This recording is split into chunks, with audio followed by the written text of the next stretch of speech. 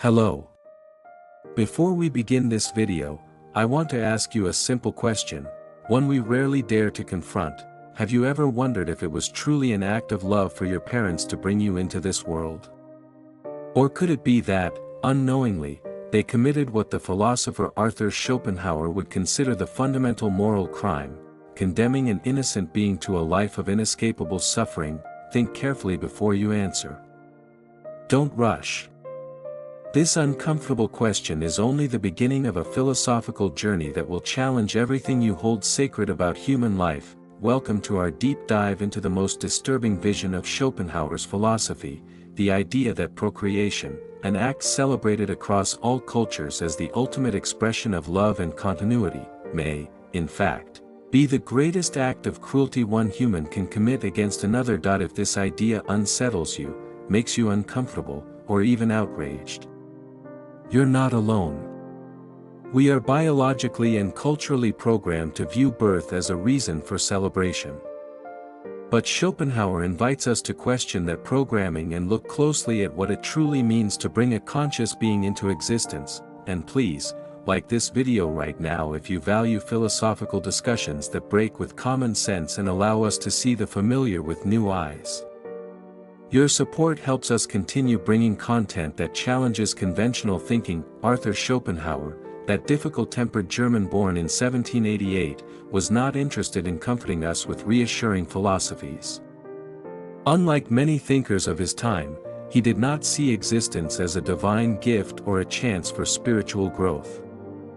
For him, to exist is, fundamentally, to suffer. Life, he wrote in his magnum opus, The World as Will and Representation, swings like a pendulum, back and forth, between pain and boredom. That's because, according to Schopenhauer, the universe is ruled by a blind, insatiable force he simply called will, a cosmic energy that manifests in us as perpetual desire, never fully satisfied. Think about your own experience for a moment. When you deeply desire something, a possession, a person, a status, and finally attain it, how long does the satisfaction last? Days?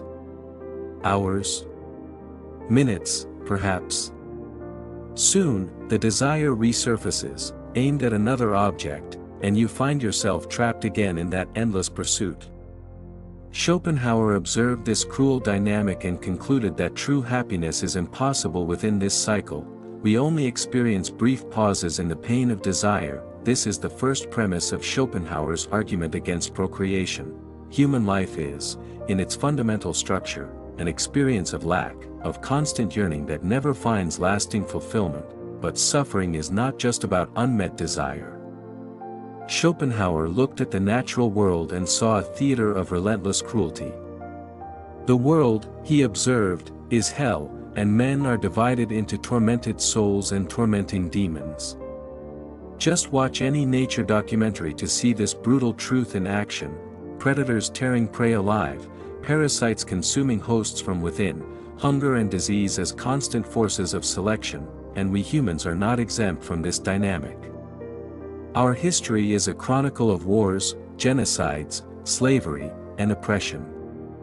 Even in times of relative peace, how many of us escape illness, loss, old age, dependence, the death of loved ones, and ultimately, the terror of our own mortality?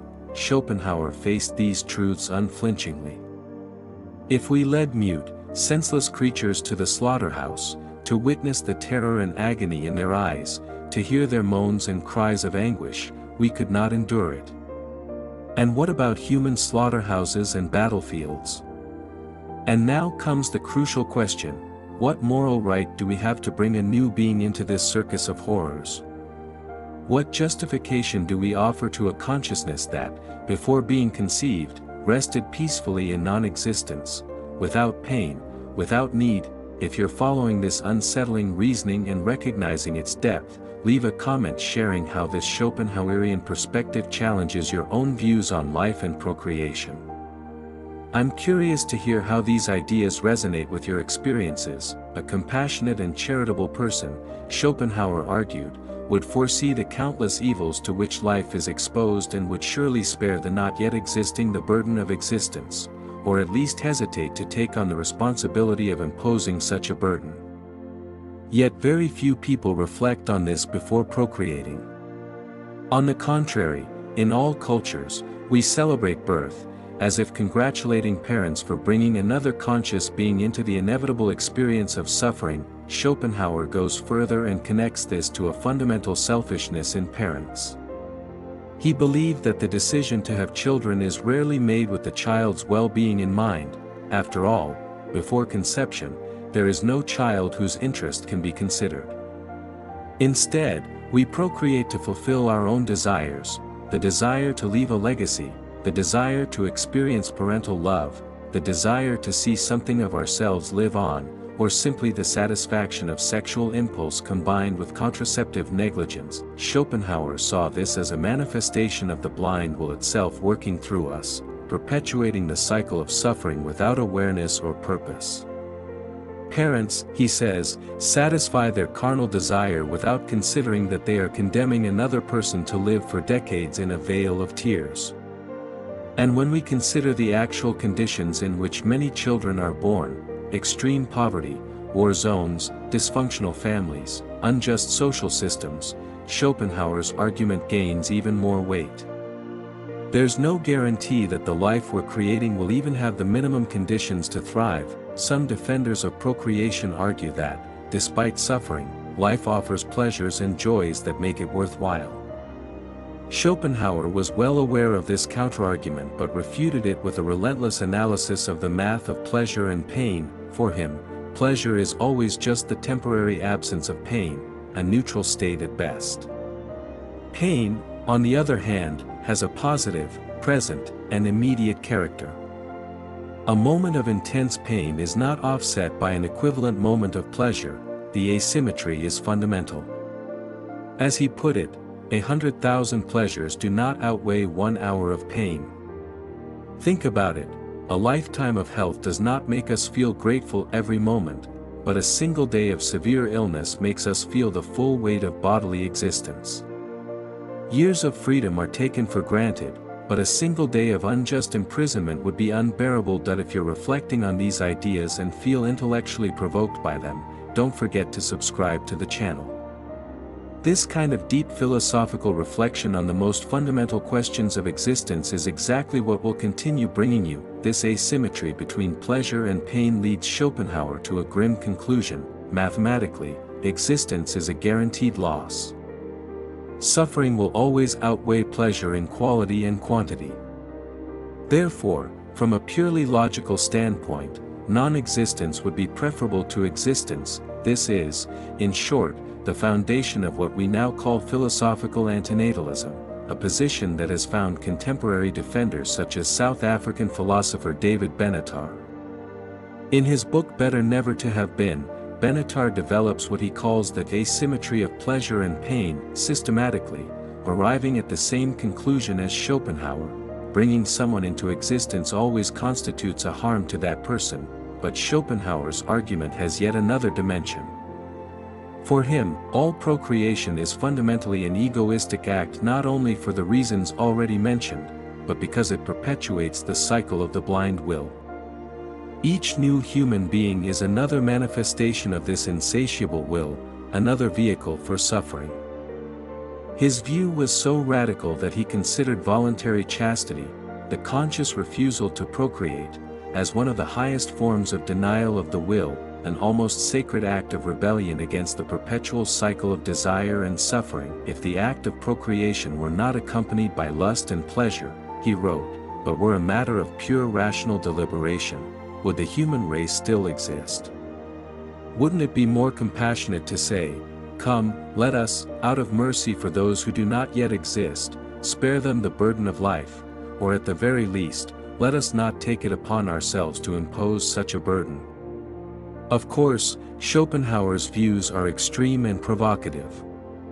Many people find meaning and value in life despite suffering, and many parents make reproductive decisions with genuine concern for their potential children's well-being.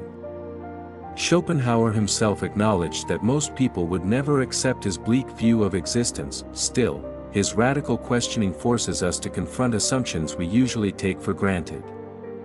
In an age of climate crisis, overpopulation, resource scarcity, and growing inequality, perhaps it's more relevant than ever to question the morality of unreflective procreation. Imagine a world where every birth was the result of a truly ethical decision, where potential parents honestly asked themselves, what are the real chances this being I'm bringing into existence will have a life with more joy than suffering? What world am I leaving for this child? Do I have the material, emotional, and social conditions to give this being a dignified existence? Whether or not we agree with Schopenhauer's final conclusion, there is wisdom in his call for reproductive responsibility. After all, as he observes, parents give children the gift of life only because they themselves never knew its true value. Schopenhauer's perspective also invites us to reflect on what truly constitutes compassion toward future generations.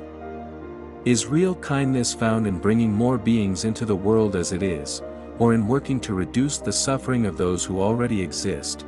And if you're thinking about having children or already have them, don't worry, Schopenhauer isn't necessarily condemning you personally.